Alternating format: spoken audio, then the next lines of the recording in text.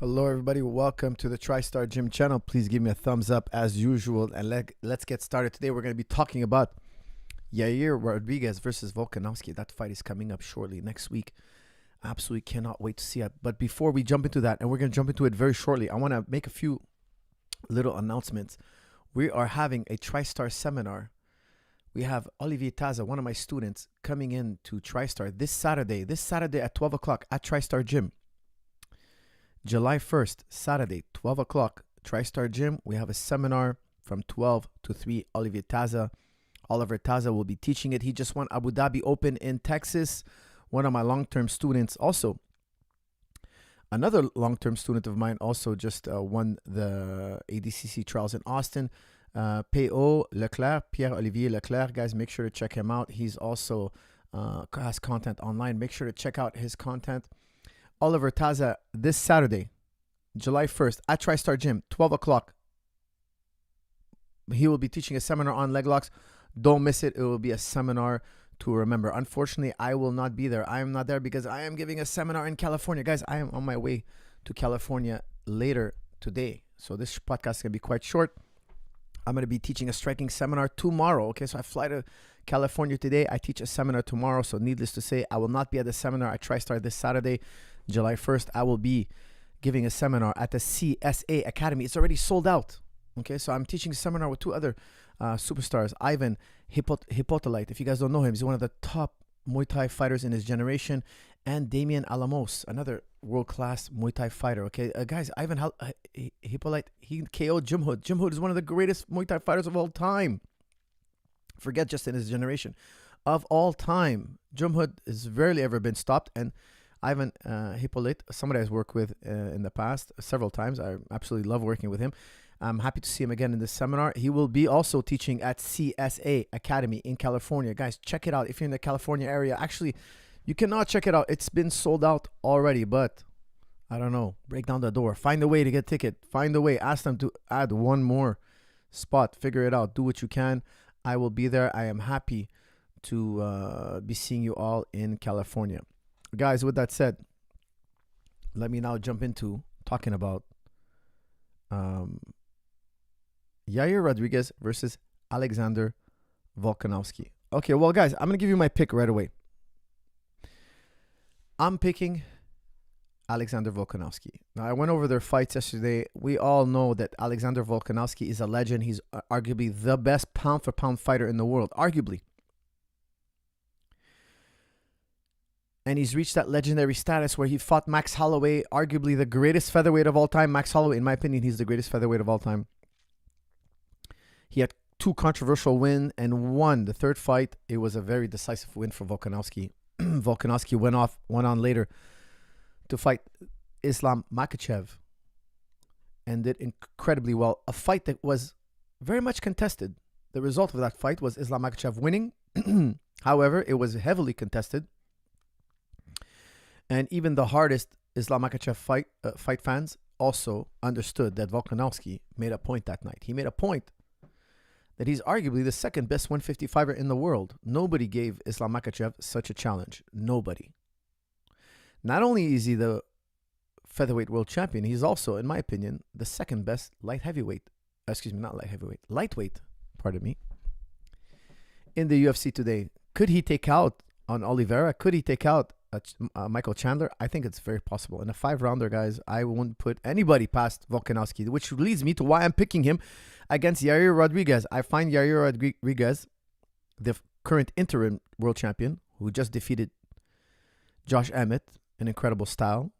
In that fight, if you watch that fight, he landed several body kicks that were absolutely killer. He landed on Josh Emmett several body kicks and a body knee that was absolutely killer, that led to a triangle, an eventual triangle. Yes, the triangle was great, but it wasn't really the triangle that did it. I find, if you watch that fight, it was really Yair's striking. His kicking, his punching, his combinations were causing so much damage to Josh Emmett that it softened him up to be caught in a triangle later on. Now, Yair is great on his back, and he's a very good wrestler, yes, but his ticket to winning is usually his powerful, and unpredictable striking ability. Okay, now that's my take on it. That's how I see it. Now, how's his striking going to look against Volk? I think his striking is going to look incredible in round 1. In round 2, he understands range. He understands distance. He's absolutely incredibly creative. We still all remember his knockout against Korean Zombie. Literally 1 second left. Literally 1 second left. And he lands an unorthodox elbow. A bent over, spinning, unorthodox elbow. A vertical, spinning, unorthodox elbow that nobody saw. Even the commentators didn't see it. None of us saw it. We're like, why did Korean Zombie just fall? And then on the replay, it was clear. Yair Rodriguez had tricked everybody. He threw a shot almost nobody saw, which resulted in the collapse of Korean Zombie, a guy with an incredible chin. We call him the Zombie because he walks forward and he eats shot, and it seems like not to faze him. Well, the Zombie that day got caught with a shot that collapsed him like a house of cards. It was actually a very scary KO. It was very scary because the way Zombie collapsed was so... It was a devastating strike. It shook him to his core. With 1 second left. Now, as brilliant of a striker as he is, as brilliant as he is in his wrestling and his grappling, I think his biggest weakness, you saw it when he fought Max Holloway. Now, the Max Holloway fight, I don't want to make it sound like it was one-sided. Yair had a lot of good work in there. I rewatched it last night. I watched all 5 rounds. Yair fought like a champion. However, you can see that not only was Max Holloway more robust, but his cadence, his pressure, his exchanges per minute were too much for Yair Rodriguez. That's the honest truth. Yair needs a massive leap in that domain if he wants to beat a Volkanovski. Volkanovski's pressure was too much. For even the 155 champ, it seemed like the 155 champ was slowing down. By round 5, he was on his back, getting punched by Volkanovski. Volkanovski was finishing strong, and it seemed like the 155 world champion, Islam Makhachev, was hanging on, fighting hard to just not to let this round get out of control. That's how much pressure Volkanovski brings to a 5-round fight. So in my opinion, guys, if Yair doesn't put Volkanovski away in the first 2 rounds, which I find to be not impossible, but just very, very difficult to do, he's going to lose. Why? Volkanovski is going to wear him down with takedowns. He's going to wear him down with cadence. He's going to wear him down with striking and wrestling, exchanging the two, from exchanging to on the underground, on the feet, back and forth, scrambling. And Yair is going to be the first one to back down. Yair is going to be the first one to slow down. And that's going to become a slippery slope that's going to lead Volk to a win. That's how I see the fight. With that, guys, I'm going to take comments and questions. I'm going to talk about only this fight for now. Later on, we could talk about, is George St. Pierre going to train Musk, Mr. Musk? Is Zuckerberg going to actually fight Musk? You know, George came up to me this morning, Monday morning. He's like, hey, I got something to tell you. I'm like, wow, tell me. We're going to talk about that. But before we talk about Elon and Mark, let's talk about Yair and Volkanovski. Let's be real here. This is a much better fight. This is a much bigger fight. This is 2 of the best fighters. Well, actually, the 2 best fighters right now at 145. The interim champ versus the 145 champ. And then, guys, I promise, we won't do too long. I got a plane to catch. We can't do this. This podcast won't be so long. And we got lots to talk about. I got a long list of things to talk about. But let's first do Volkanovski and Yair. All right, guys, fire away, please. No super chats if possible, guys, because I have to keep this podcast short, and I can't guarantee I get to them. Voice is great. Okay, sound is great. Elon and Musk. See, the Elon and Musk question already came up. Guys, we're going to have to wait on Elon and Musk.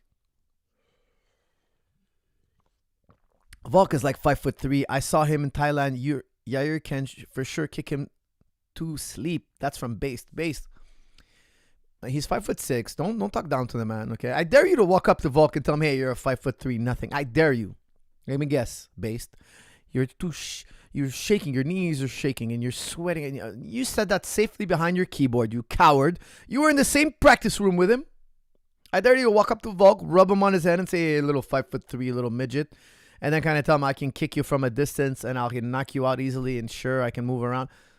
I dare you. No, no, no. You waited till you flew back home. You got behind your keyboard. You logged into Coach Zahabi's live podcast. And you're like, yeah, he's a 5'3". He's not, okay? He's 5'6", first thing of all.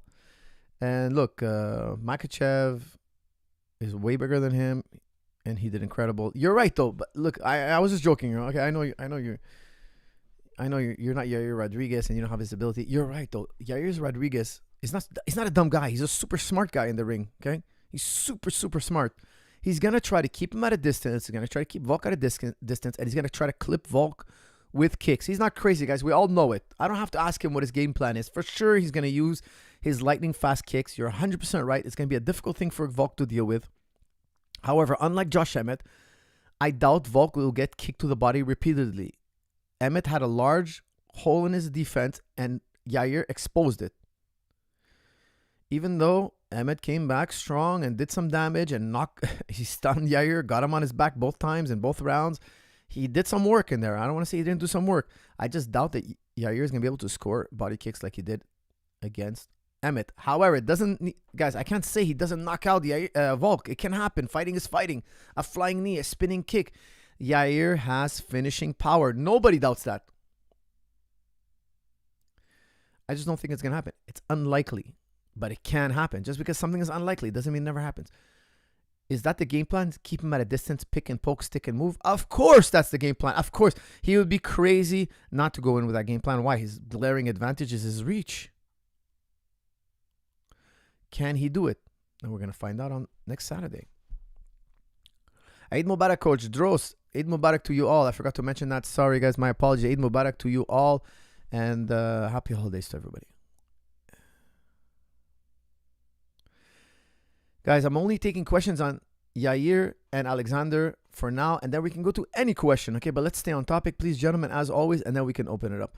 Volk is the GOAT 145er. That's certain now, isn't it, Coach? That's from Hamza Ali. I still hold it to be Max Holloway.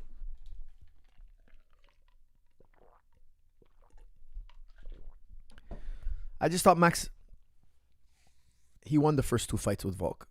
I hate to say that. I don't want to get into controversy. I'm not trying to start controversy. I just think he won the first two. But it was so close that I won't argue against the decision. It was that close. It could have went either way. But I still think Max is the greatest 145 of all time. Okay, and I say that only because I really think that's the truth. And it could be even Aldo, guys. I go back to Aldo's fights. We forget how many fights, how many incredible performances Aldo. I would have to go back. How dare I not forget? How dare I forget Jose Aldo? I have to go back and rewatch all their fights, guys. Just because Max beat Jose Aldo doesn't make it that Max is better than Jose. And just because Volk beat Max doesn't make it. It's who did what in the... Look, it's who did what in their prime. Prime Jose Aldo versus prime Max Holloway. Prime Volk versus prime Max Holloway. That's the real question we're asking. That's what I'm asking, okay? I don't know if you guys are asking something else. This is what I'm asking. I'm saying at the tippy top of the career, who was the best? I'd have to go through the videos. But right now, off the top of my head, I would say Max Holloway.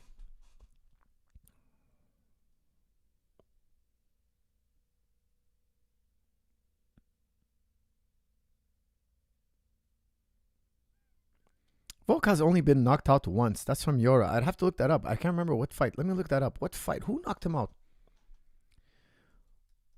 It wasn't in UFC. Let me see. Has he ever been... When was he knocked out? He has 2 losses. One is Islam Makhachev.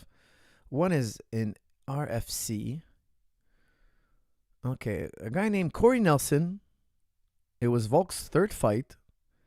He had kick punches. He was knocked out on round 3. Corey Nelson is 20-8 today, and he has 1 knockout win over Volkanovski in 2013. Okay, guys, that was 10 years ago. What can I say? He got knocked out once. Any man could be knocked out, of course. Okay, that can happen to any man. It happened to him 10 years ago. Will lightning strike twice? I don't know. We'll have to see next week. Yair can shock the world. That's from Hamza Ali. Yes, he can. His kicks, his spinning attacks, his elbows. He has really, really good elbows. He nailed Max Holloway with a really good elbow. I think it was round 3. Incredible elbow, but it's... Look, he's a striking phenom. It's just not enough. It's not enough. What else we got here?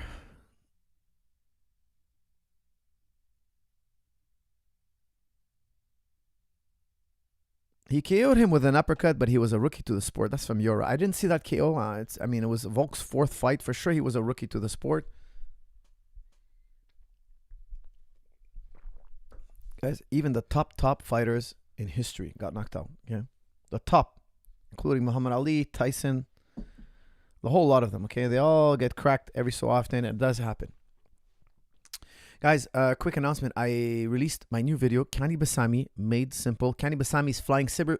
Everybody's asking me, what's Kani Basami? Kani Basami's flying scissor. This is the most difficult move in all of Jiu-Jitsu. Why on earth would I do a basics video? Because I discovered 3 progressions that teach you Kani Basami in a very short period of time. It's one of the most powerful techniques in all of Jiu-Jitsu. However, it is also one of the most difficult techniques to teach in all of Jiu-Jitsu. In the video, I show 3 progressions that will have you doing Kani Basami from the ground, never from standing. Standing's too dangerous. I talk about it in the video. It's super safe to do it from the bottom. It's one of the most powerful moves in all of Jiu-Jitsu. It's a basics video because basics just means I think in 20 years from now, we're still doing these moves. Okay, that's the basic series is the most important moves that they're not a fad. They're not like just cool right now and tomorrow we won't be doing them. I'm very confident that these moves will be done 20 years from now. You'll forever need these moves. Kani Basami is here to stay. It was developed by John Denahar, my trainer, and I found 3 different progressions, 3 easy progressions that literally in 30 minutes you're doing Kani Basami. It's the hardest move in all of Jiu-Jitsu to do, and once you learn it, I would say after a month of practicing it, you will be one of the scariest guys on the mat. Everybody will fear your guard because it's such a difficult move, and very few people know how to counter it, and the counters are not super strong. Okay, guys, use promo code. It's on the bottom of your screen. Promo code SUMMER50 off. Check it out and make sure to get 50% off all the items on Juji Club. Guys, with that said, I'm picking Alexander Volkanovski to beat Yair Rodriguez. Why? I think eventually the pressure will be too much for Yair. He'll start to slow down. Guys, watch this fight against Max Holloway. Max Holloway double legs Yair. Now, how many times have you seen Max Holloway double leg somebody in a fight? He rarely goes for takedowns. Why did he double leg Yair? Why? Because Yair's energy was dropping. It's not easy to do those spinning, flying, those kicks that Yair throws. They cost a lot of energy. In round 1, he threw, I can't remember, I think it was 69 significant. He landed 69 significant strikes. Like, not 69, he threw 69 shots and landed a whole bunch of them. He threw a lot in round 1, but those strikes take a lot of energy. Exploding into a shift, and then throwing a question mark kick. The way he's kicking is brilliant, but it's not easy to stay explosive. It's a plyometric. He's doing a plyometric. And Max was ultimately more efficient, closed the distance. Yair's energy was zapped, and he got an easy double. Let's not forget that. Max is not a guy who shoots a lot of double legs. He's one of the guys who spent the most time in the octagon. You'd think he'd have a lot of double legs on his record. No. He has a handful of takedowns. And probably the best double leg he ever scored was against Yair. Why do you think he scored a double leg against Yair? Yair's pace was dropping heavily.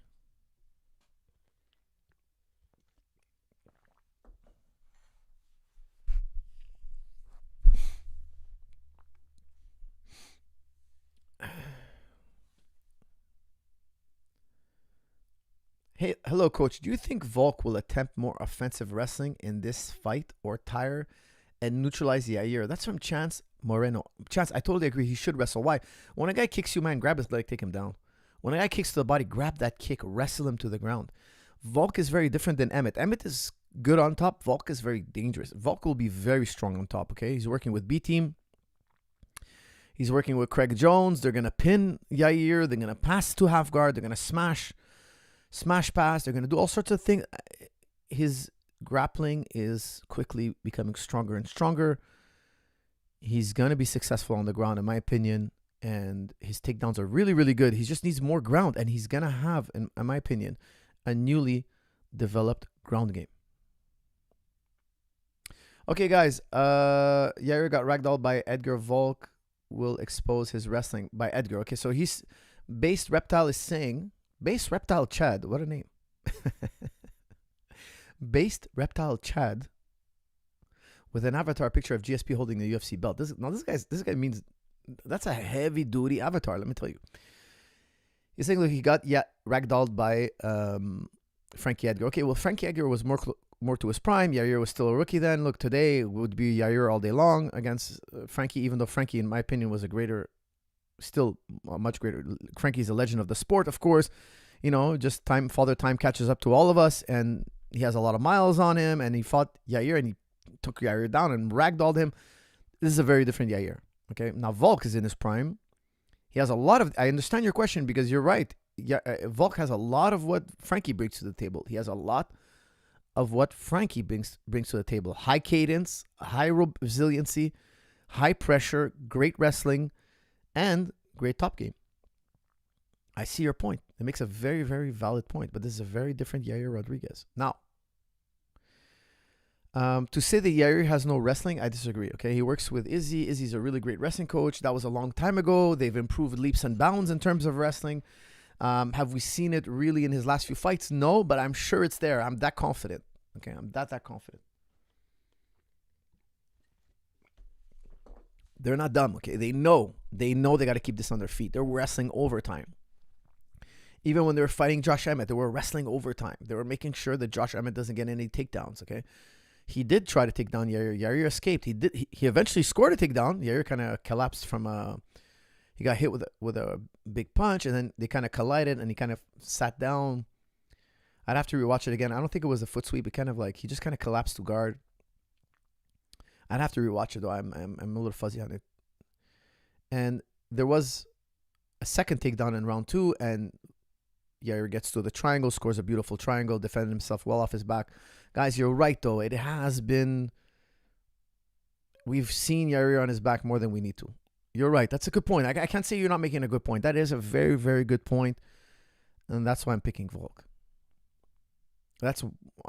Volk is a minus 410 favorite. Safe to say this would be one of the biggest upset in sports history if Yair wins. That's some Shafiq. I'm shocked at those odds. I didn't think Volk was that much of a favorite. I would have put him at a minus 250. Minus 450, that's a massive, massive favorite. He's a massive favorite. Very interesting. Eid Mubarak Ali Diak, but I'm still on Yair. But your question is 20 years old too old to start for jiu-jitsu? I started at 20 years old, so no. I started at 19, so it's not too old. Okay, guys, I see that nobody's super... there's not a lot of questions on Yair, and I know I surprised you guys with an odd time to do a podcast. Let's open it up to anything, okay? We can talk about absolutely anything. We're 24 minutes in. Guys, for those of you just tuned in late, I'm picking Volk to win. Watch this podcast. I think he's just too much. He's a legend. Yair is not legend status. He's champion status, but he's not legend. There are levels to this game, and I think Volk is just at a higher level. And now I just learned that the odds are minus 410 for Volk. That's a massive odds. Happy Eid, coach. My question is, what advice would you give your 20-year-old self? That's from Rus React. What would I tell my 20-year-old self? I would have given myself more business advice. I would have said, look, buy, invest. You know, I was always good at making money in my life, but I wasn't good at investing money. Making money is important. Yes, you need a cash flow, and then you need to invest. And I saw a lot of much smarter people than me make a lot less money than I did. And now that I'm in my 40s, okay, I'm 43 now, I see people that really made it by investing. Really smart people. They just invest. And, you know, the amounts of money they made became like, don't get me wrong, like I'm far from being financially uncomfortable. I did well for myself. But I've finally learned to invest, because I was always a hard worker. I was always a learner. I was always very dedicated. I always really gave my best, But one thing I was really weak in, I would say that I should have done better. Because I only say this because my older brother used to always tell me this, invest in this, invest in that. Like my brother was telling me to buy Ethereum at the pre-launch. Like if you guys don't know what Ethereum is, it's a crypto technology. It came off, I think when it came out, it was like 35 cents. Now today it's like $1,600 American. But like my brother was telling me, buy this, and I didn't even know what it was. I was looking at this. And he kept sending it to me, and I bought early. I bought way early. Okay, I bought like at $150. Today it's 10x. Yeah, okay, so I'm not saying I didn't invest.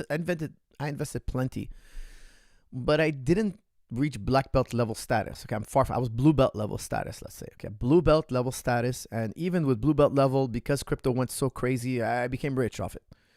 I did well with crypto. I was buying Bitcoin at $500. Okay. I'm still a big believer in crypto. I know we went through a crypto winter. Guys, that's my 4th crypto winter. I don't sweat crypto winters. Crypto winters is when crypto kind of dies. I'm not worried about crypto. I understand that it's a long-term plan, But besides crypto, it could be anything. I know guys who are masters of investing. Masters. They take $1,000 and they turn it into $5,000. They take that $5,000 and they turn it to 10, and then that 10 to 100, and 100 to 1,000,000. And it's incredible what they do. It's incredible. And all they do is they study, and there's different ways to do it. And they have a whole black belt, like these guys are black belts. You understand? They're black belts. And they don't need a job. These guys, they're just really, really smart people. I read Snowball by not Elon Musk. Forgetting his name, one of the richest guys ever in the world. Man, famous guy. Come on, guys. You guys don't know him. He wrote Snowball, the book Snowball. I can remember his book, but I'm not remembering his name right now. I don't know why.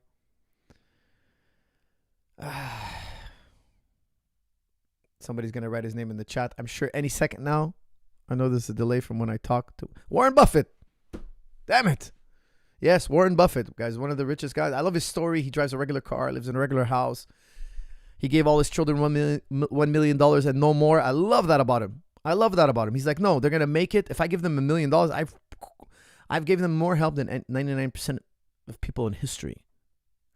And if they don't invest it, they don't follow my footsteps, too bad for them. And he's going to leave his money for charity when he dies and all that. His book, Snowball, is brilliant. He talks about how he invests and okay, it's just brilliant. And I know the guy hates Bitcoin, and I understand why. And I don't want to get into the details, but if I can give myself some advice, about life in general, I would tell myself, listen to your older brother and do what he tells you. Invest. I would have been a gazillionaire by now. And why do I want to be a gazillionaire? Well, not because I want a fancy house and fancy cars, and I don't care about Bugattis. I don't care anything about that. I don't wear Versace. If you ever see me wearing Versace, there's only one instance I would wear like a brand name. If somebody gave it to me as a gift, which I don't want them as a gift, but if I ever received that as a gift, that's the only way. Like, I would wear it just to honor the person who, just to be nice to the person who bought it for me. But really, I dislike brand names. Tommy Hilfiger, Versace, all this stuff. I dislike it. Now, I have nothing against it. If you made your money in a halal way and you buy that, that's your business. But me personally, on my person, I don't want any super expensive type clothing. If I go to a wedding, I'll dress up nice. I'll buy a nice suit. Yes, but I don't want to go like, what's another brand name? Gucci. I don't like these things. Why? It's just hype. It's all hype. Hype infinity. People are talking to me about Prime Water. Coach, have you heard about Prime Water? Prime Water. What's Prime Water? Prime Water. My daughter loves Prime Water. Why? She saw it on YouTube. My sons. Prime Water. Prime Water's so good. Hype. I buy a bottle of Prime Water to my kids. I look at it. It's coconut water. It's basically coconut water. It's basically, a little preservative here and there. Sweetened coconut water, whatever it is. Okay, you like Prime. I have nothing against Prime. But really, it's not that good. You just think it's that good because they hyped it up. The hype bubble is so high, and I get it. I'm not against business. I'm very pro-business. Business is good. What makes the world, it's what helps. We need to create products and services. I'm all for that. But I also think the hype goes too far sometimes. Like, if I'm wearing Tommy Hilfiger, some young kid looks at me and is like, hey, I'm going to wear Tommy Hilfiger too. Okay, well, I got to hustle now. Okay, well, let me cheat. Let me cut a few corners now. Why? I don't need a shirt. I need a Tommy Hilfiger shirt. Tommy Hilfiger shirt is double the price. So I'm more tempted now to cut corners, step on people's heads, be a cheat to get that Tommy Hilfiger. If I don't get Tommy Hilfiger, I feel unaccepted. I feel not part of the group. I feel I'm not loved by my fellow man. I'm an outcast. I'm one of the group that didn't make it to the Tommy Hilfiger level. I think that's all crap. Okay, so that's why I try to avoid Tommy Hilfiger. Like, I wear, You know, these gyms, they give me t-shirts. I like to wear their shirts on the internet. Why? Because it makes them, I like to hype them up. Not Tommy Hilfiger. Tommy Hilfiger, he's rich enough. So that's what advice I would give myself. Now, if you're talking about training, and I rambled on about something that was totally irrelevant to you, I would have gave myself some specific tips about training, I guess. Hi, Coach. I had a choice to master 2 martial arts for MMA. What would you recommend? Thanks. That's from Lyman. Look, for me, jiu-jitsu and wrestling is one martial art. Okay, so when I teach jiu-jitsu class, it's also wrestling. We teach wrestling and ground, and it's all one class. Like if you look at wrestlers when they train, they do ground and standing. It's not. There's no such thing as in the wrestling world. There's no such thing as we're gonna do standing in this school, and then we're gonna go to the school and do ground. No, the whole school does the ground and standing. It's absurd to think about it in 2 ways. Okay, so I would pick Muay Thai and wrestling jiu-jitsu. Hey, Coach, my schedule only allows me to practice jiu-jitsu. I have a punching bag at home. Can I develop good striking skills at home? Also, when watching MMA, I'm lost. Any tips to understand the sweet science of striking? That's from Dros. Dros, yes, you can definitely. I highly recommend you start with shadow boxing. Use a mace ball. And if your apartment allows it, use a heavy bag. Yeah, so I think you said you have a heavy bag? Yeah, you have a punching bag. Those are 3 great tools. Now, follow any tutorial online. Find an expert. And yes, absolutely, you can get a great striking game training at home, but eventually you have to graduate to sparring. Eventually, or else you'll never know what it's like. Okay, so you'll find an academy, go in there just for the sparring days. Look, at TriStar, guys, we have an open sparring Tuesdays and Fridays. It's anybody can spar. It doesn't matter. You don't have to be a TriStar member. Anybody it's Tuesday at 11 o'clock and Friday at 11 o'clock. Everybody's welcome. Anybody in town can come. You have to have proper equipment and come in and spar. Find a gym like that. Go in there and spar. Eventually, you have to work your way to sparring.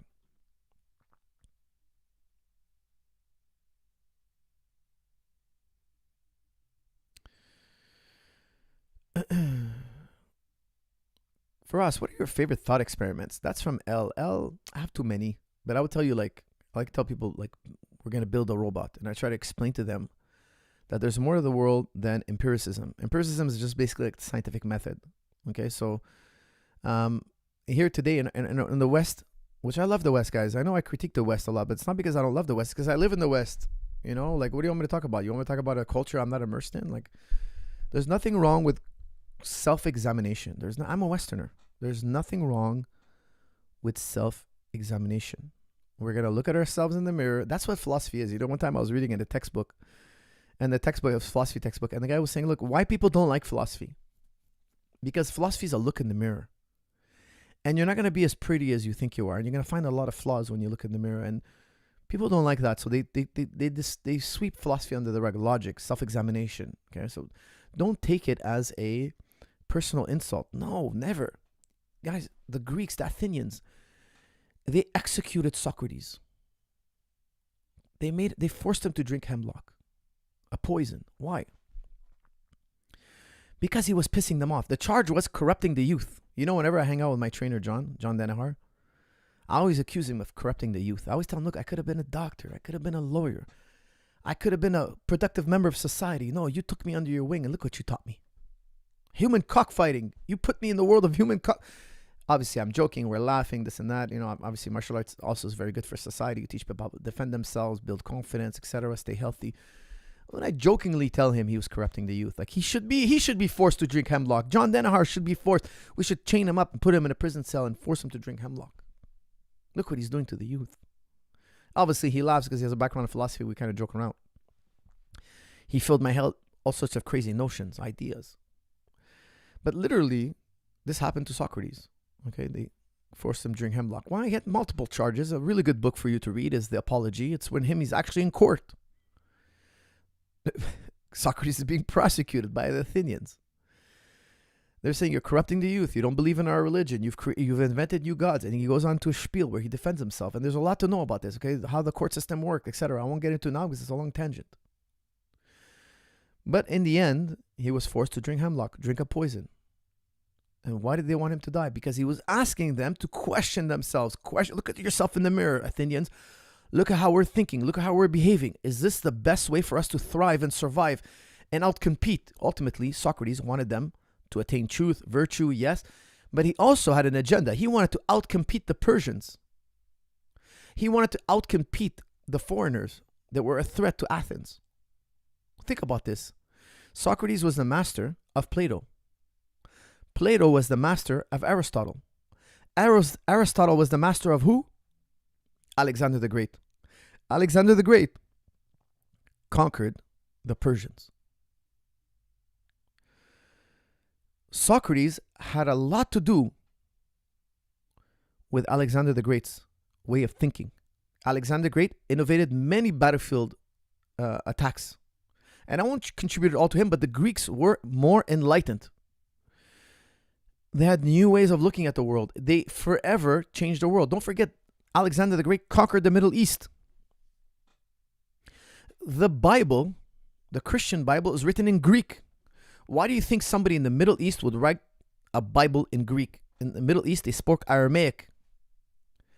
Aramaic doesn't exist anymore. It's a sister language to Arabic. It doesn't exist. Why doesn't it exist? Why am I speaking to you in English today? Well, I ask sometimes, I'm hanging out with my students, I ask them, well, how come you speak English today? Well, how did you get to English? You come from this land and your parents were native or whatnot. How come you speak English? They're like, I don't know. And I tell them about colonialism. They never even heard about colonialism. The queen is on our money. They take money, they buy goods and services. There's a picture of a queen on the money, and they don't even know why the queen is on their money. They're oblivious. It's incredible to me. Didn't you ever ask yourself, how did I come to speak English? How come there's the queen? How come I have to look at this face every time I make a transaction? There's a history. People are not interested in their history. People are too busy on TikTok watching Cardi B do the infinity twerk. They're hypnotized. Socrates would be walking around today, hey, put down TikTok for a second. Let's talk here. Let's have a civil discussion. Where are we? How did we get here? And where do we want to go? And how do we get there? He's going to make you think. Guys, anytime I give you advice on this channel, it's always because I want you to thrive and survive. Survive and thrive. Not just survive.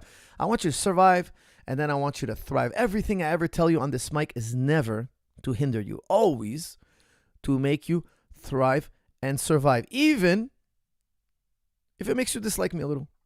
Even if you're like, oh, you know what? He said something that bothered me today, and you're going to toss and turn. I think that could be good for you. I never say anything to be malicious, and honestly, I have no interest in that. I just honestly want to make you stronger, better, faster, more efficient.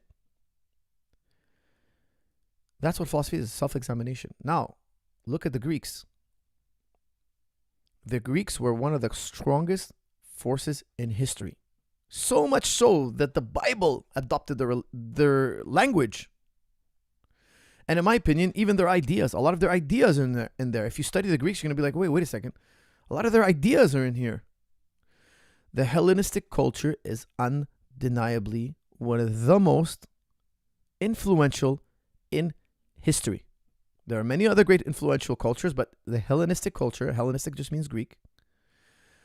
The Hellenistic Roman culture is one of the most influential in history.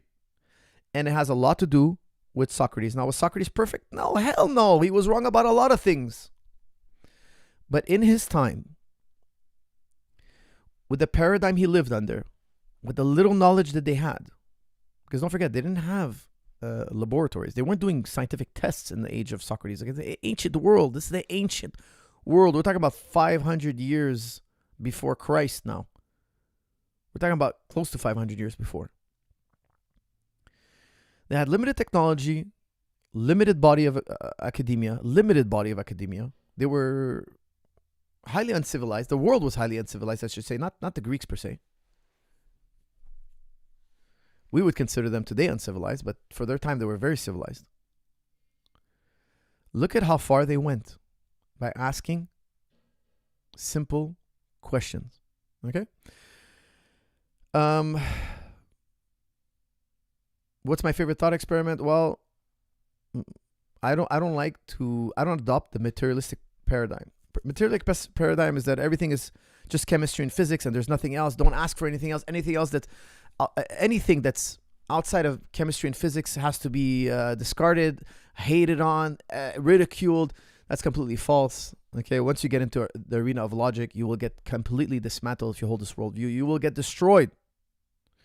Guys, hold on 1 second. I just got to check on my daughter. I'm babysitting. Give me 1 second, please. I'll be right back.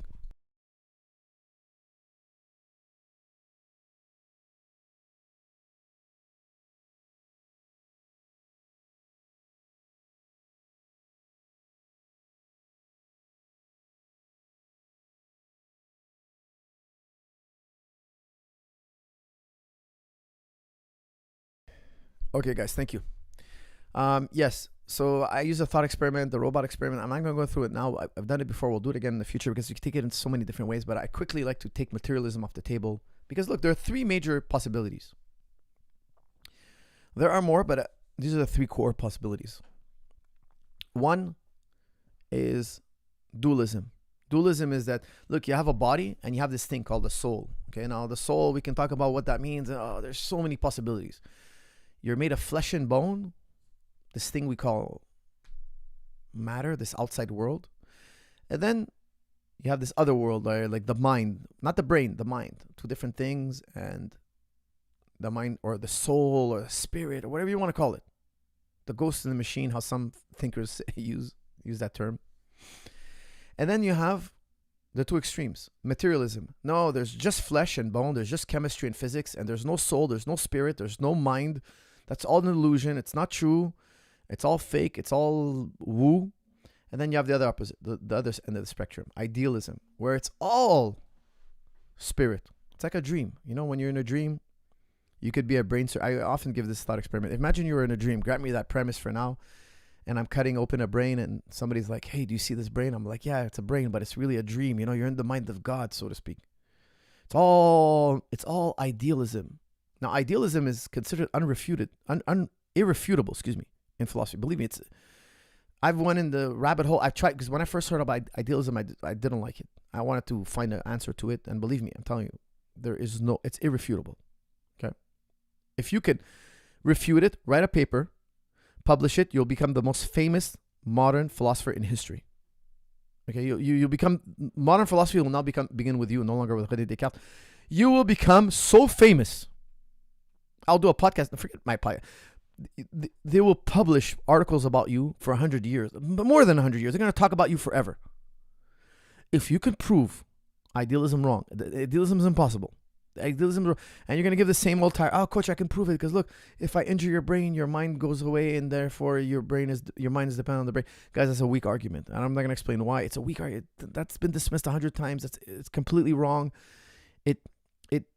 It assumes the premises. It assumes the conclusion it's trying to prove. It's completely wrong. It's called begging the question. It's 100% wrong. Believe me, I'm not going to sit here and explain it today. It's like if you were in a dream and I'm operating on your brain and I'm like, look, the brain is not really a brain. It's out there. You could see it. You could touch it. You could feel it, but it's really just sensation in the mind, and the mind is really all there is. It's just more sensation. We'll talk about it another day. But those are the three flavors. You have dualism. You have a body and a soul, or this realm that we live in. We live in two realms. Or you have, it's all ideas. It's all just like a dream kind of, it's all idea. It's all mind. And then you have the other end, where there's no mind. It's all just bricks and mortar. It's just atoms and the void. Firas, have you visited Bahrain? That's from wow. I've only connected through Bahrain. Okay, I've only connected through Qatar. I would love to visit. Bahrain is in Qatar, if I remember correctly. I've been to the Middle East a few times, and I absolutely love it. Absolutely love it, and I wish to return and visit as often as possible. What else we got here? Coach, have you ever studied Mormonism? A good friend of mine is a member, and I've been able to discuss lots of similarities between aspects of the Church of LDS and Islam that are strikingly similar. That's from Eric. I often confuse Mormonism with Jehovah's Witness. So I'm not an expert, so forgive me, please. I'm not an expert in those religions at all, but I have heard of them. Yes, definitely. But I'm definitely far from an expert. Okay, guys, I don't want to embarrass myself because if I comment on those, I'm really totally beginner. So forgive me. I look forward to learning more in the future.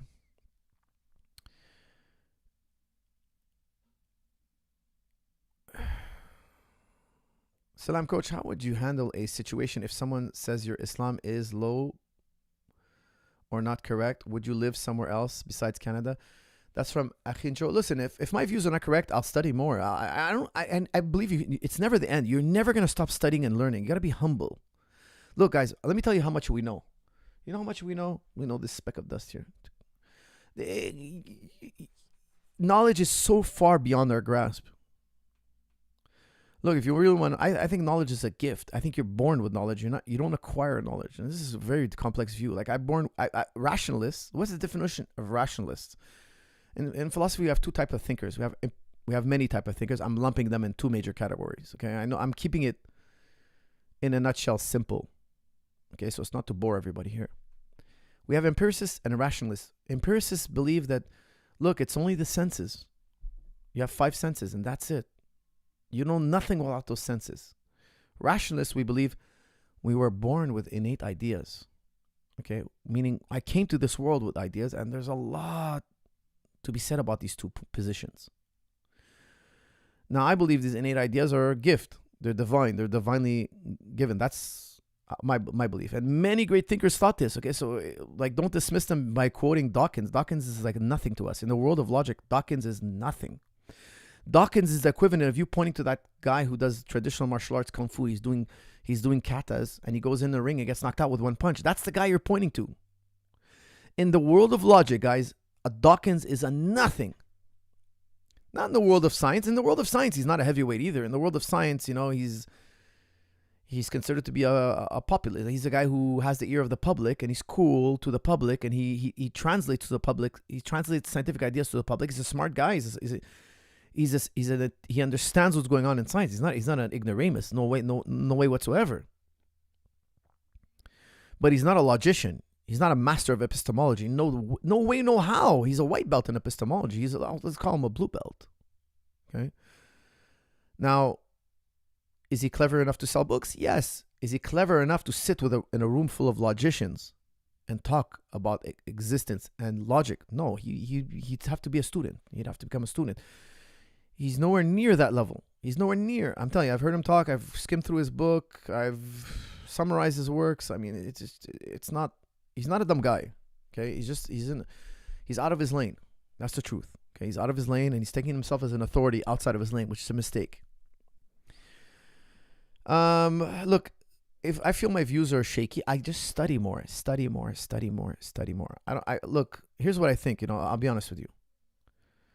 People think they use their logic, but really a lot of their knowledge is inborn. It's inborn. They already came in this world with the answer and they're affirming their knowledge. They're affirming their answers with what they see in the world. Yes, but it's not that it's not because they're so smart. It's because it was innate. I consider it to be a gift from God. And I go into deep conversations about this and I explain to you, like, look, it's ultimately a fitra. It's hard to explain, okay, but it's innate. You know it innately. And look, even what I love about the world of psychology is they also accept this. Children are born with innate ideas. They're not born totally void of ideas. Before they even sense anything in the world, in psychology, they have tests that they run on newborn babies, and they find that the newborn babies must be born with ideas.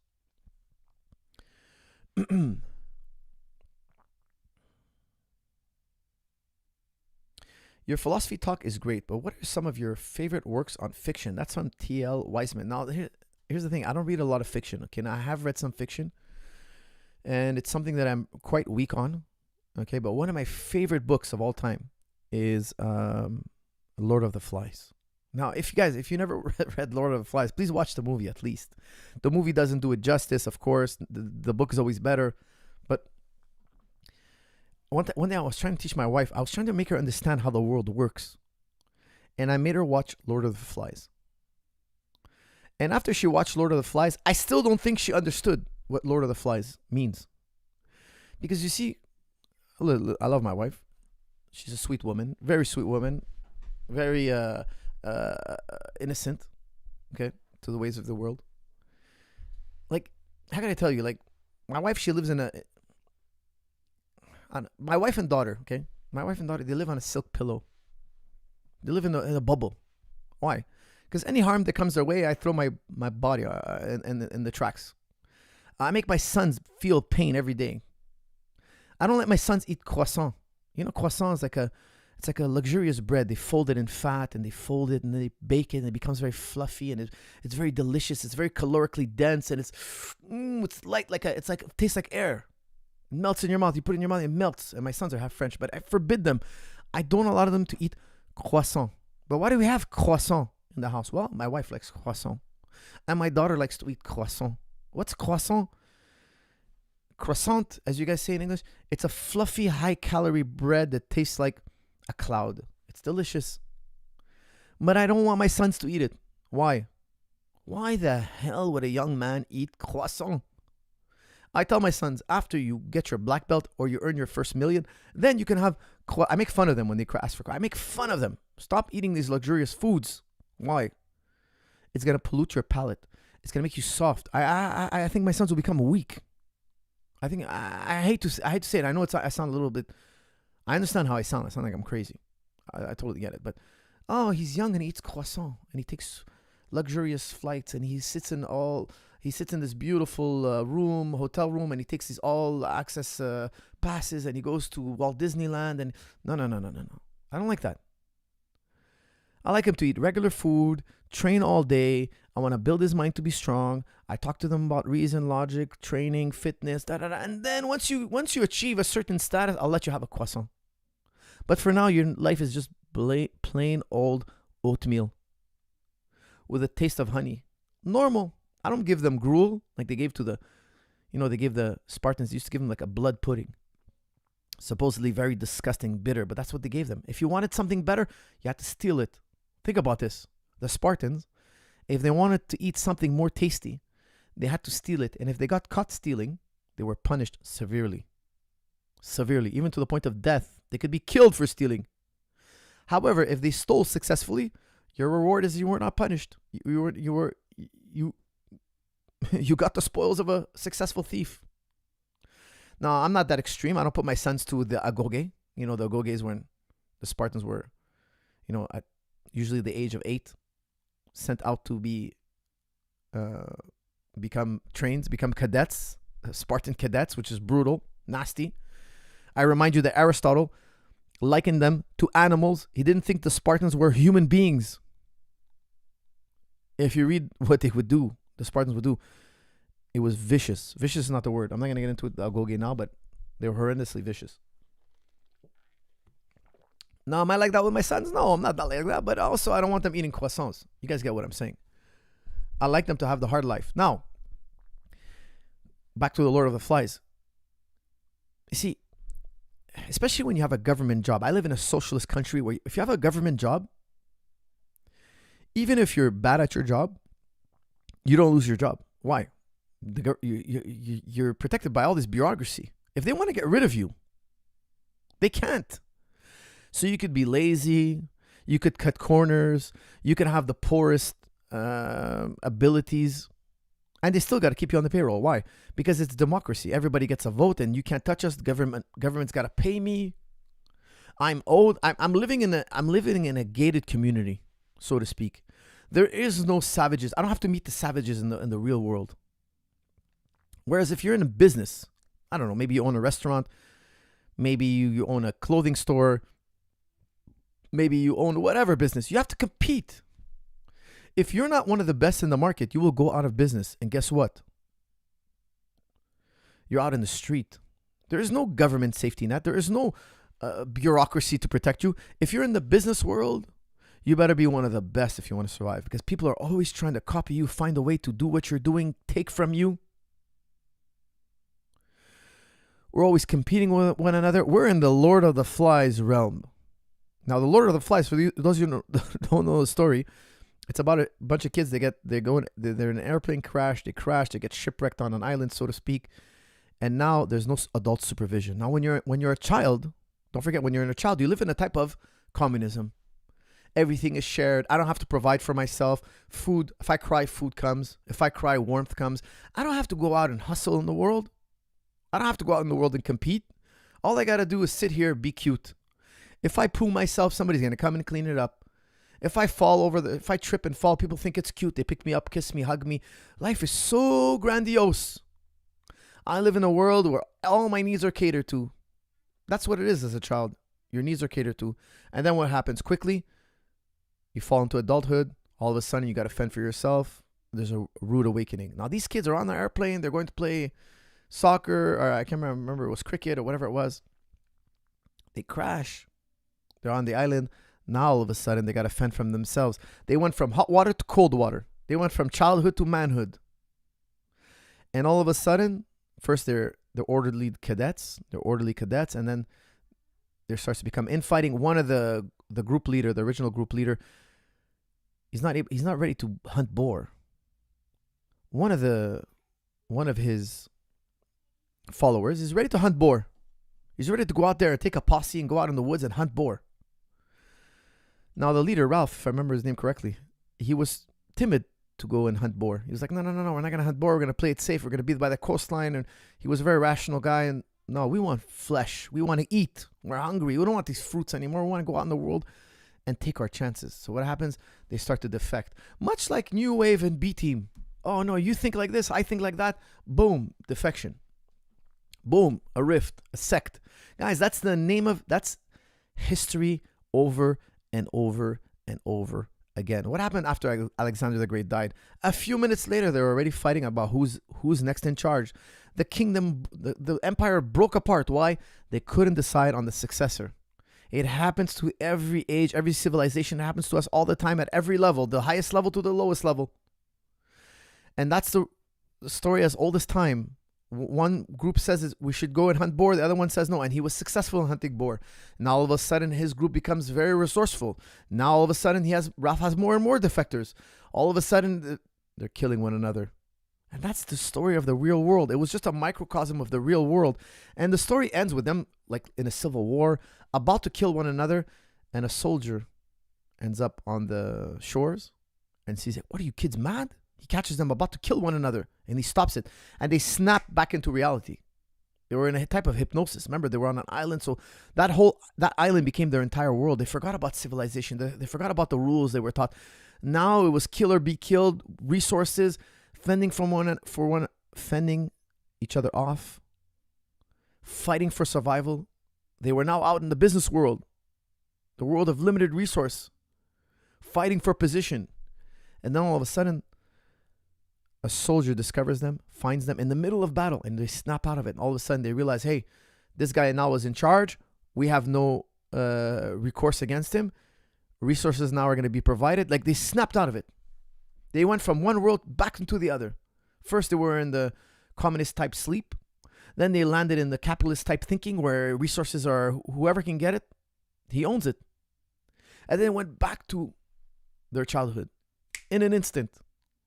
And then you think about it, that guy was a soldier. That guy was on his way to do battle. This takes place around, I think it was like, not World War II, but a little bit after that. Like, I can't remember which war it was. I think Vietnam War or whatnot. That soldier was actually living on the big island which is the world, where the big boys fight for resources, and they're, the world itself, all the countries are against one another. It's the Lord of the Flies, but on a macro scale.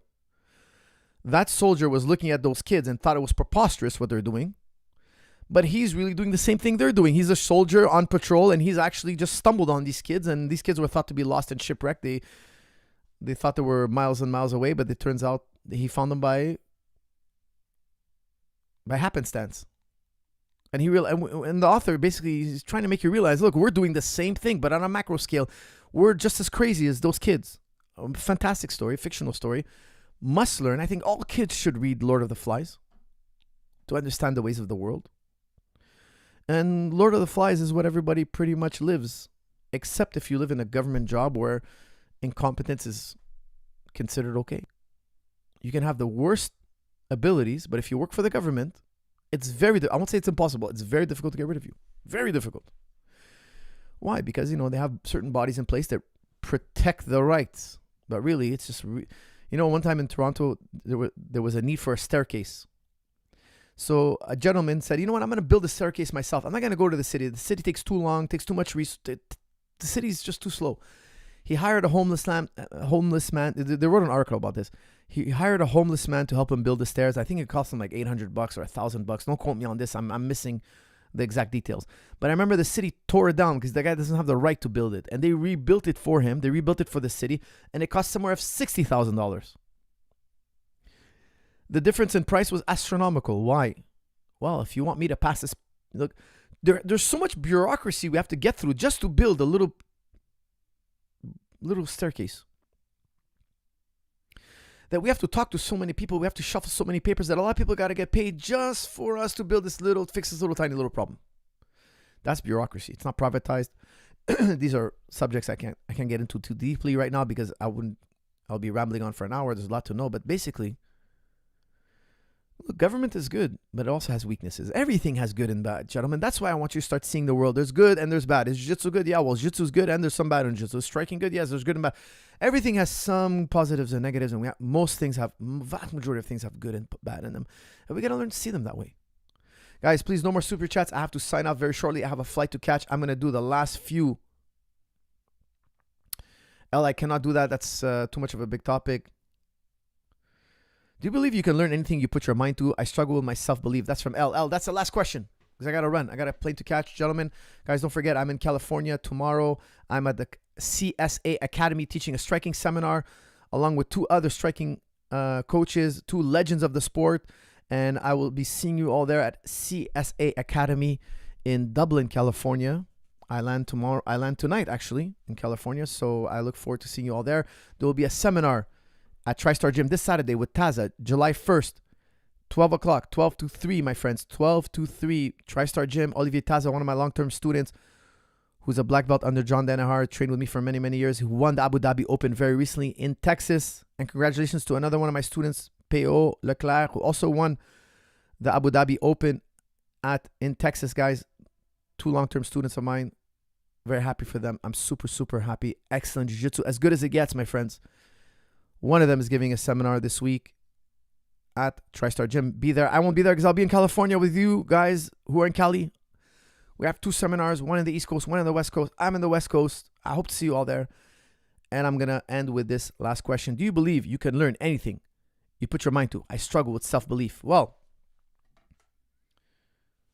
here's a Galton board. Okay, look at this Galton board. I'm going to flip this Galton board. Okay, and I want you to take a close look. You see how the cookie crumbled? I'm going to do it again.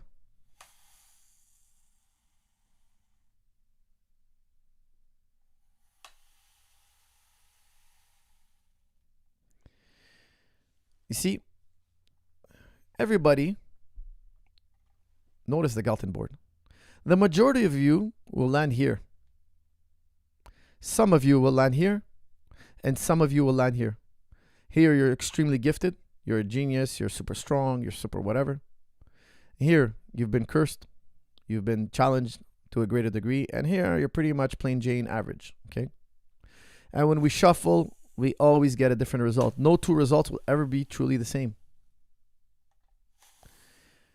The bell curve, the Galton board, I want you guys to think about it. What aspect in my life did I land in the elite section? Everybody's born with a gift. You have to find that gift. Now, it might not be, look, I believe you can become elite at everything you put your mind to. I want to stress this, okay? Look, let's say I want to go to the UFC. If I train day and night, I can make it, but it doesn't mean I'm going to be world champion. To be world champion,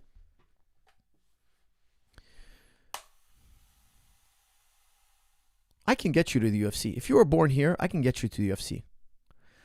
Now, if you were born here, I'll make you world champion. You could be a world champion. You guys get what I'm saying? Now, if you were born here, I can't get you to the UFC. I can get you to like a good professional career. If you were born here, I can get you to UFC. Why? You're competing with other guys. If you put the time and energy and you have the more skills and you have the proper teaching from a long period of time, you're going to get here. You're going to get here. But you won't beat those guys who were born with it. They were born with the correct reach, cardio, VO2 max. They were born with more robust ability to withstand strike. They were born with a gift from God, and also they worked hard, and also they had great training. Now look, if John Jones wasn't trained well, and he didn't take training up when he was young, he would still go very far, but he wouldn't be a world champion.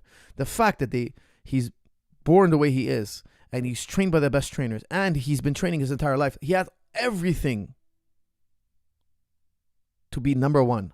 Now, there are guys who are born with everything and somebody outsmarts the whole system. I don't want to tell you it's impossible. It's just highly unlikely. We've had examples throughout history, but it's extremely, extremely rare.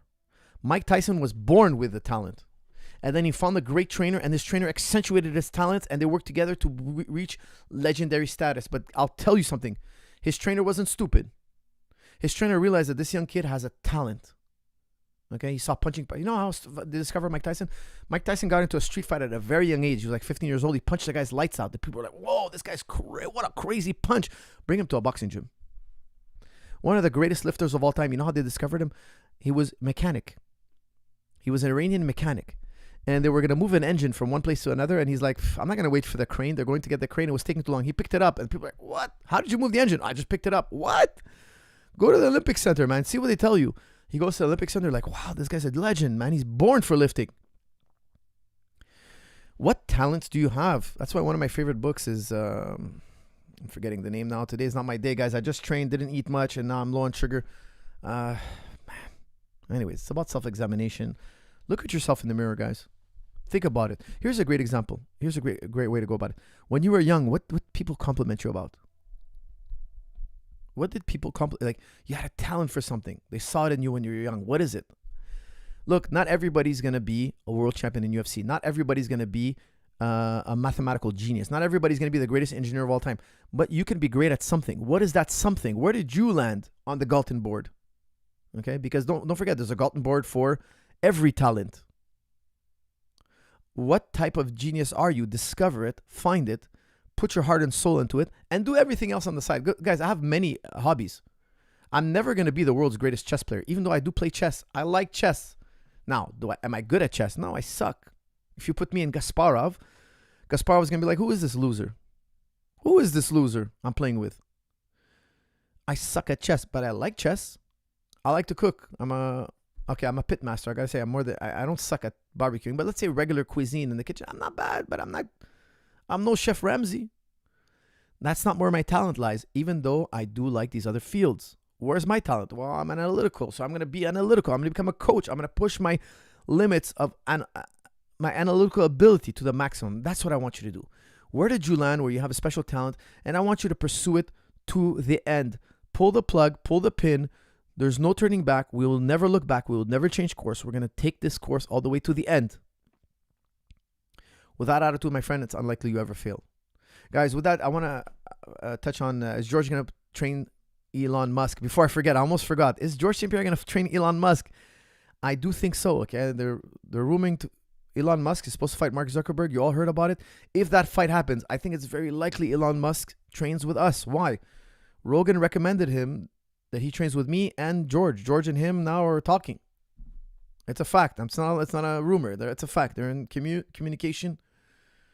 So if Elon Musk, and I know Joe Rogan on there, people were sending me that he said, hey, if you ever fight Putin, because there was a time that Elon Musk wanted to fight Putin. He said, look, if you ever fight Putin, I'll get you the best trainer. I'll get you Coach Zahabi.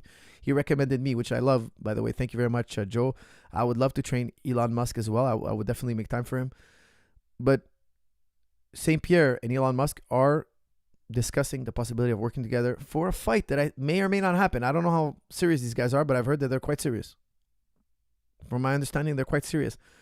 So it's not crazy. It's not out of the realm of possibility that, Elon Musk's one day gets in the ring or the octagon or the cage, I should say, and competes against Zuckerberg. Guys, wouldn't that be an amazing post-fight analysis? Guys, I want to wish you well, friends. Thank you so much for tuning in. I always have a blast doing this. I hope you guys enjoyed it as well. Please make sure to like, share, and comment. It helps the channel. If you choose to support this channel, please do. Check out jujiclub.com. I released Kari Basami, made simple, flying scissor, one of the hardest techniques in all of jiu-jitsu. But I promise you, I discovered a 3-step progression that will teach you Nobody could teach you this simply.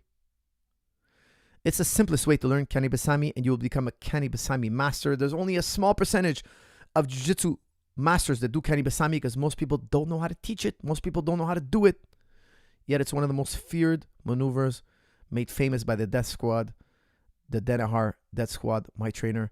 Over the years of teaching it, I've simplified it. I've taught it to thousands of people, countless people, and now I've found a way to teach it in a way that's so simple. Even black belts, when I teach it to black belts, would have trouble doing it. It's not an easy move to learn, but I believe I've discovered 3 progressions that make it so simple. I got white belts doing it. And once you learn this maneuver, it's terrifying. People will fear your guard. Guys, thank you for tuning in. See you all in the next episode. Thank you.